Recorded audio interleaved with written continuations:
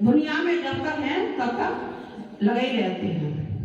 लेकिन जब पुण्य का उदय होता है तब लाभ होता है, और जब पाप का उदय होता आता है तब हमको अलाभ होता है।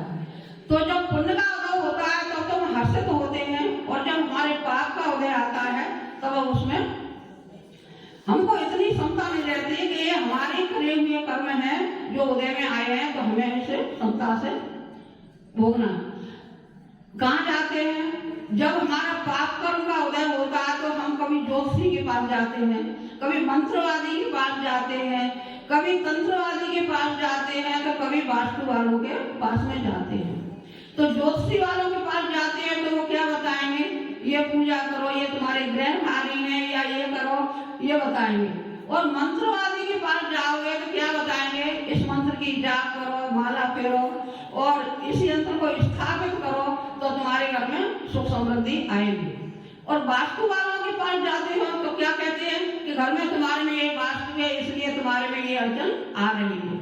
और डॉक्टर के पास जाओगे तो अगर तुम्हारे तन में कोई बीमारी भी नहीं है, लेकिन फिर भी डॉक्टर को तुम्हें बताएगा ये अमुक की बीमारी है, इसलिए तुम्हारे ये परेशानी है। तो हम दुख में इतने घबरा जाते हैं, हमें क्षमता नहीं रहती कि हमें दुख में किस तरह से क्षमता को धारण करना चाहिए कि जो हमने पूर्व में कर्म किए हैं वो हमारे अवोदय में आए हैं, तो इन्हें हमको दुख मिल रहा है। और अगर अब भी हम इतनी हम वेदना मतलब दुख करेंगे, अपने दुख के साथ इसको भोगेंगे कर्म को, तो पहला दुख तो था का दुख थे ही, और हम कर्म को बांध लेंगे। इसलिए जब भी दुख आए तो मतलब क्षमता पूर्वक हमें सहन करना चाहिए, क्योंकि हमेशा अपने ही कर्म किए हुए अपनों को ही दुख देते हैं। लेकिन हमारी मान्यता क्या होती है? हमारी मान्यता यह होती है कि अमुक अमुक प्राणी हमको दुख दे रहा है, और अमुक अमुक ने हमको ऐसा कर दिया, इसलिए मैं परेशान हो गया। एक ज्योतिषी थे, उनकी लड़की की शादी थी, तो बिल्कुल ज्योतिष के हिसाब से उन्होंने घंटा घड़ी और मिनट के हिसाब से उन्होंने सब जयमाला वरमाला सभी उन्होंने करी। तो जब करी उन्होंने तो उसके बाद में उनकी शादी हो गई, और शादी के 3 महीने बाद ही वो लड़की जो है विधवा हो गई। तो इसको क्या कहोगे कि सभी ज्योतिष के हिसाब से सभी काम हुए, लेकिन फिर भी लड़की विधवा हो गई, तो इसको कर्म ही मानोगे? क्या मानोगे? तो हमारे जो कर्म है उसको कोई मिटा नहीं सकता, वो हमें खुद ही भोगने पड़ेंगे। लेकिन हमको इतना विश्वास नहीं होता कि हम मतलब इन कर्मों को कैसे काटें और कैसे मतलब इनका समाधान करें। इसी प्रकार जब सीता जी को जब शादी नहीं हो रही थी तो गुरु वशिष्ठ ज्ञानी पंडित जी थे, उन्होंने उनकी शादी को शोध के लग्न धरी। गुरु वशिष्ठ से ज्ञानी पंडित शोध के लग्न धरी, सीता वनमन माने पड़ी अन्य मतों के हिसाब से। तो जब गुरु वशिष्ठ जी ने उनकी शादी निकाली और करी, और उसके बाद में जब शादी होके घर में आई तो सबको मालूम है कि क्या हुआ। और फिर शादी के बाद में जब वन में गई तब भी बताया कि कितने कष्ट भोगे उन्होंने। और जब वन के बाद में जब फिर बाद में घर में आई तो फिर सबको पता है उस धोबी के लगाने से, और उस धोबी के मतलब गलत आरोप के लगाने से रामचंद्र जी ने मतलब उनको वन पहुंचा दिया और घर से उनको निकाल दिया। तो जब कर्म का उदय आता है तो हम कोई बचा नहीं सकता।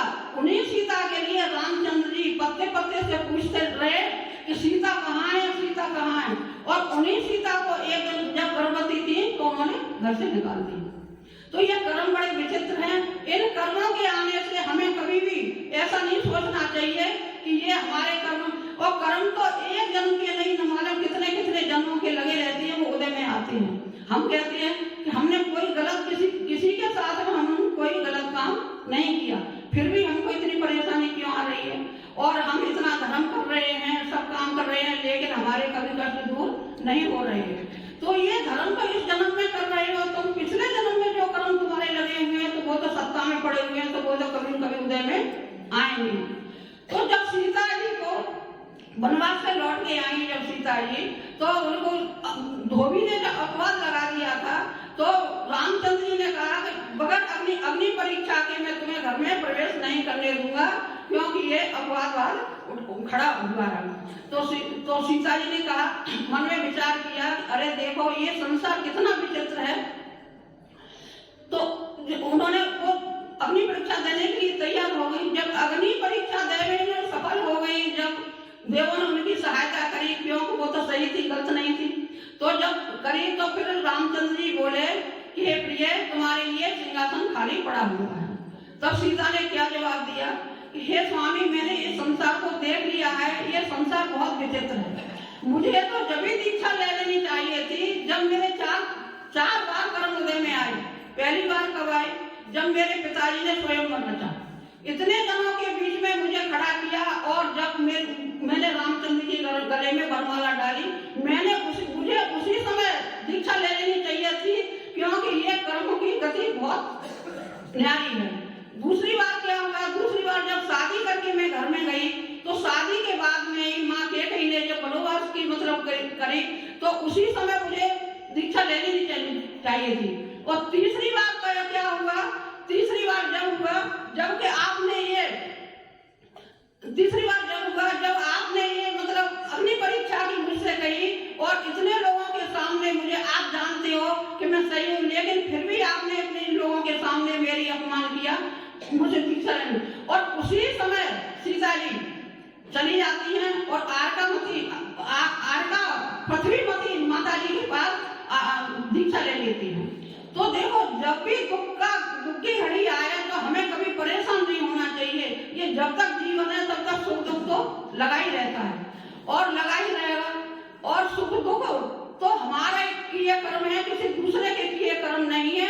इसलिए समता भाव धर करके हमेशा अपने जीवन को कष्टों से मतलब निकाल कर, और अपने जीवन में ये नहीं समझो कि हम नियम संयम लेंगे तो हमें आगे परेशानी आएगी। जब तुम नियम संयम ले लोगे तो तुम्हारे अपने आप पुण्य जब बढ़ेगा तो तुम्हारे कष्ट अपने आप खत्म होंगे और आगे की रास्ता अपने आप साफ होगी। इसलिए जीवन में कभी नियम संयम से नहीं डरो। जहां भी तुम्हें कोई निमित्त मिले और अपने जीवन का सुधार करो और नियम संयम लेकर के अपना कल्याण करो। बड़ी आचार्य श्री सुंदर सागर जी महाराज की जय।